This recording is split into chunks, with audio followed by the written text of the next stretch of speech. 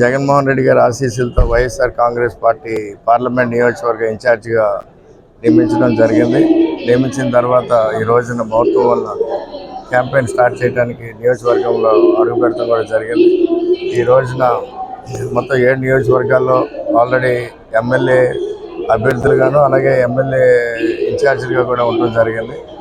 7గురిని ముందుగా 7 నియోజకవర్గాలు వెళ్ళి 7గురిని కలిసి ముఖ్యంగా తూర్పు నుంచి మొదలై దాడిశెట్టి రాజా గారిని అలాగే వరపుల సుబ్బారావు గారిని, తోట నరసింహ గారిని, జ్యోతుల చంద్రబాబుని, పర్వత ప్రసాద్ గారిని, అలాగే పిఠాపురం వంగాగీత గారిని, మన దొరబాబు గారిని, అలాగే కాకినాడ చంద్రశేఖర్ రెడ్డి గారిని, కాకినాడ రూరల్ కన్నబాబు గారిని, అలాగే పెద్దాపురం తవలూరు దొరబాబు గారిని ఇలాగ అందరినీ కలిసి తర్వాత ఒక కార్యాచరణగా రూపొందించి ప్రతి నియోజకవర్గం, ఎందుకంటే గతంలో 6 నియోజకవర్గాలు వైఎస్ఆర్ కాంగ్రెస్ పార్టీ తరఫున గెలవడం జరిగింది.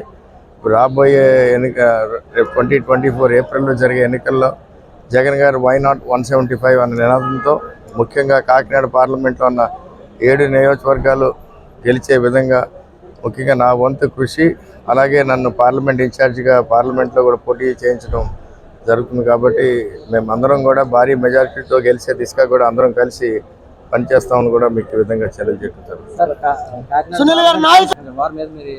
ఎందుకంటే ఇప్పుడు నేనైతే నన్ను ఇన్ఛార్జిగా నియమించిన తర్వాత 3 ఎమ్మెల్యేలు, ముఖ్యంగా పర్వత ప్రసాద్ గారు అయితే కానీ, మన దొరబాబు గారు అయితే కానీ, అలాగే చంటిబాబు గారు అయితే కానీ, ముగ్గురితోనూ నేను మాట్లాడటం జరిగింది. అండ్ కొంచెం ఎందుకంటే సిట్టింగ్ ఎమ్మెల్యేలుగా ఉండగా వాళ్ళు తప్పించడం కొంచెం బాధాకరమైన విశేషమే. కానీ ఈసారి జగన్మోహన్ రెడ్డి గారు రాష్ట్రం మొత్తం కూడా సోషల్ ఇంజనీరింగ్ పేరిట కానీ కొన్ని సర్వేల ఆధారంగా కొందరు అభ్యర్థులు నియమించడం జరిగింది. ఈ ప్రాసెస్లో వీళ్ళకి ఈసారి అవకాశం రాలేదు, కానీ తప్పకుండా సీఎం గారి దృష్టికి తీసుకెళ్ళడం కూడా జరిగింది.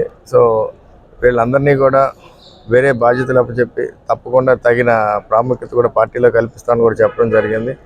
దాంతోనే రేపు నేను వీళ్ళని కలిసి కూడా అదే తెలియజేయటం, వీళ్ళందరి సహాయ సహకారాలు, ఎందుకంటే ముఖ్యంగా ఈ 3 నియోజకవర్గాలు భారీ మెజార్టీతో గెలవాలంటే వాళ్ళ పూర్తి సహాయ సహకారాలు కూడా మాకు కావాలి. కాబట్టి పార్టీకి అవసరం. పార్టీని అన్నింటిలో ముఖ్యంగా ఇప్పుడు సిట్టింగ్ ఎమ్మెల్యేలుగా ఉన్న వాళ్ళని ఎవరిని దూరం చేసుకునే దీంట్లో కూడా లేరు. కాబట్టి ఈ ప్రాసెస్లో పార్టీ తరఫున నేను కూడా వాళ్ళందరితో కలిసి పనిచేస్తానని చెప్పి మీకు తెలియజేస్తాను.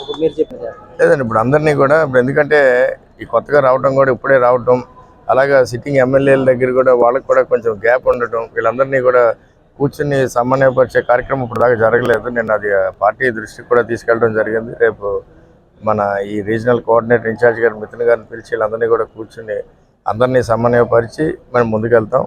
ఎందుకంటే ఇవాళ వైఎస్ఆర్ కాంగ్రెస్ పార్టీ జగన్మోహన్ రెడ్డి గారు ఏ విధంగా అయితే సంక్షేమ పథకాలు అందజేశారో, అలాగే ఏ విధంగా అయితే ఈ రాష్ట్రాన్ని అభివృద్ధి పదంలో నడుపుతున్నారో కూడా అందరికీ తెలిసిన విషయమే.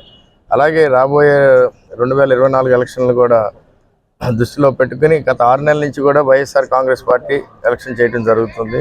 ఈ ప్రాసెస్లోనే అన్ని నియోజకవర్గాల్లోని కూడా క్యాండిడేట్ని ఆల్రెడీ 6 లిస్టులతో అనౌన్స్ చేయడం జరిగింది. రాబోయే 2 లిస్టులు కూడా పూర్తిగా అందరూ కూడా 7వ లిస్టులతో మొత్తం 175 ఎమ్మెల్యే నియోజకవర్గాలు కూడా ఫైనలైజ్ అయ్యే పరిస్థితులు ఉన్నాయి. కానీ మీరు అదే చూస్తే ప్రతిపక్ష పార్టీ కానీ ఇంకా అలయన్సే క్లారిటీ లేదు, ఆ అలయన్స్లో అభ్యర్థులే క్లారిటీ లేదు. కాబట్టి తప్పకుండా మనకున్న ఈ విలువైన సమయాన్ని అన్ని నియోజకవర్గాల్లో కూడా ముఖ్యంగా మా బాధ్యత ఏంటంటే ఈ వై నాట్ 175 అన్న జగన్ గారి నినాదంలో కాకినాడ పార్లమెంట్ సెగ్మెంట్లో ఉన్న 7 అసెంబ్లీ సెగ్మెంట్లను కూడా గెలిపించే విధంగా కూడా మేమందరం కూడా కృషి చేస్తాం. అందరం కలుపుకొని అలాగే కూడా మిగిలిన వేరే ప్రత్యర్థి పార్టీలు అంటే మన ప్రతిపక్ష పార్టీ అనే టీడీపీ పార్టీ నుంచి కానీ జనసేన పార్టీ నుంచి కూడా మా పార్టీ వైపు మొగ్గు చూపే వాళ్ళు చాలామంది ఉన్నారు. వాళ్ళందరినీ కూడా కలుపుకొని ముందుకెళ్తామని చెప్పి కూడా మేము